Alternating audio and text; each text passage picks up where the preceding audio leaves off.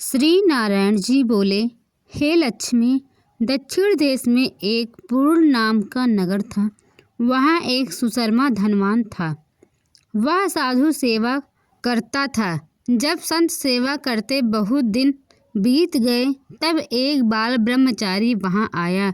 उसकी बहुत सेवा करी और विनय करी। हे संत जी, मुझे कृपा कर श्री नारायण के पाने का ज्ञानोपदेश करो, जिससे मेरे जीवन का कल्याण और मुक्ति होवे। तब ब्रह्मचारी ने कहा, मैं तुझे गीता जी के दूसरे अध्याय का पाठ सुनाता हूँ। उसके सुनने से तेरा कल्याण होगा। तू श्रवण कर। एक अयाली वन में बकरियां चराता था और वहाँ मैं भजन करता था। एक दिन रात को अयाली बकरियां लेकर घर को चला। मार्ग में एक सिंह बैठा था। एक बकरी सबसे आगे चली आती देखकर शेर भाग गया। तब अयाली यह आश्चर्य देखकर बड़ा चकित हुआ और मैं वहां आ खड़ा हुआ। उस चरवाहे ने मुझसे कहा, मैं यह आश्चर्य देखा कि बकरी को देखकर शेर डर के भाग गया।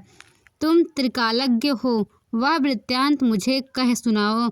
संत ने कहा, हे अयाली, मैं तुझे एक पिछली वार्ता सुनाता हूँ। यह बकरी पिछले जन्म में डायन थी। जब इसका पति मर गया तो यह बड़ी डायन हो गई। जिस सुंदर लड़के को देखती उसे खा लेती।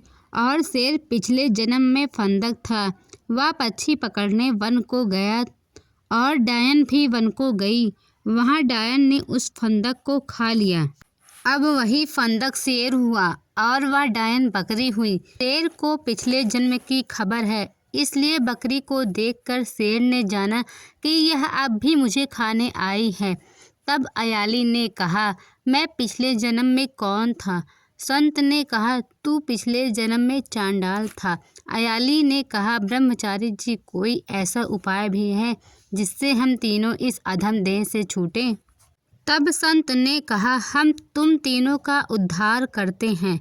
इतना कहकर संत जी ने गीता जी के अक्षर सुनाए। तब उसी समय आकाश से विमान आए। उन सभी को विमानों पर चढ़ाकर बैकुंठ लोक को गए। सब अधम देह से छूटकर देव देह पाकर बैकुंठ को चले। तब श्री नारायण जी ने कहा, हे लक्ष्मी, जो मनुष्य श्री गीता के ज्ञान को पढ़े या सुने, वह अवश्य मुक्ति को प्राप्त होता है।